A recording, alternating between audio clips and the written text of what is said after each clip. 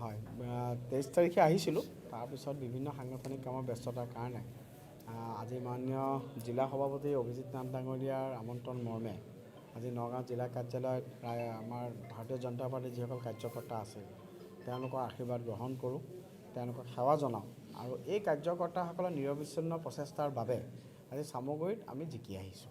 গতিকে ভাৰতীয় জনতা পাৰ্টিক আমি সদায় বিজেপি ইজ এ ফেমিলি, সকলোৱে পৰিয়ালৰ দৰে কাম কৰোঁ। গতিকে আজি সকলোৱে একত্ৰিত হৈছোঁ, লগে ভাগে সকলোৱে ভাত এসাঁজ খাম, খুব ভাল লাগিছে। তেওঁলোকক এটাই মই কৈছোঁ যে মোৰ প্ৰত্যেকটো কামত যাতে তেওঁলোকে চকু ৰাখে, মই যাতে খুব ভালদৰে কাম কৰিব পাৰোঁ, বেয়া যদি কিবা কৰোঁ সেইখিনি যাতে মোক দেখুৱাই দিয়ে আৰু প্ৰত্যেকটো ভাল কামত যাতে মোক সহযোগ দিয়ে, আশীৰ্বাদ দিয়ে, মই তাৰ কাৰণে তেওঁলোকক আহ্বান জনাইছোঁ। চামগুৰি সমষ্টি আৰু নগাঁও হৈ আপুনি কেনেকুৱা ধৰণৰ বহুতখিনি পৰিকল্পনা আছে, শিক্ষাৰ ক্ষেত্ৰত, স্বাস্থ্যৰ ক্ষেত্ৰত, আন্তঃগাঁথনিৰ ক্ষেত্ৰত ইতিমধ্যে প্ৰস্তুত কৰিছোঁ। পৰৱৰ্তী সময়ত আপোনালোকক জনাম।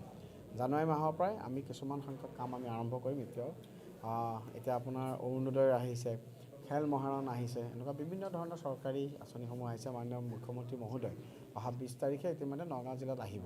গতিকে তেনেকুৱা ধৰণৰ কেইবাটা কাৰ্যক্ৰমৰ কথা চিন্তা কৰি থকা হৈছে। পৰৱৰ্তী সময়ত আমি সংবাদ মাধ্যমত প্ৰকাশ কৰিম। বহুদিনীয়া এটা ৰকিবুল যি সমষ্টি দুৰ্গ আছিল, তাত আপুনি বিজয় সাব্যস্ত কৰিছে, তো অনুভৱ কেনেকুৱা ধৰক? চাওক, অনুভৱ এটাই, ভাৰতীয় জনতা পাৰ্টিৰ কেন্দ্ৰ চৰকাৰ আৰু ৰাজ্য চৰকাৰৰ যিসমূহ কাম, আমাৰ যি নীতি সবকা সাথ সবকা বিকাশ সবকা বিশ্বাস সবকা প্ৰয়াস, ৰাইজৰ কাৰণে যেতিয়া কাম কৰে ৰাইজে আশীৰ্বাদ দিয়ে। গতিকে ৰাইজে আশীৰ্বাদ দিছে, এই আমাৰ ভাৰতীয় জনতা পাৰ্টিৰ চৰকাৰ দুখনৰ কাৰণে, আমাৰ দলটোৰ কাৰণে এইটো এটা আমাৰ সমৰ্থনৰ প্ৰকাশ।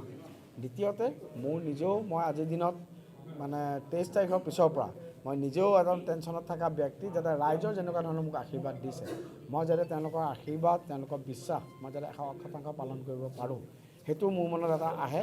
গতিকে সকলো সময়তে ৰাইজৰ কাৰণে কাম কৰিব লাগিব, সেইটো মোৰ ক্ষমতা ডাঙৰ কথা নহয়, কিন্তু মই কেনেদৰে প্ৰয়োগ কৰিব পাৰোঁ, মই কেনেদৰে ৰাইজৰ আশীৰ্বাদ শিৰত লৈ কাম কৰিব পাৰোঁ, সেইটো মোৰ কাৰণে ডাঙৰ।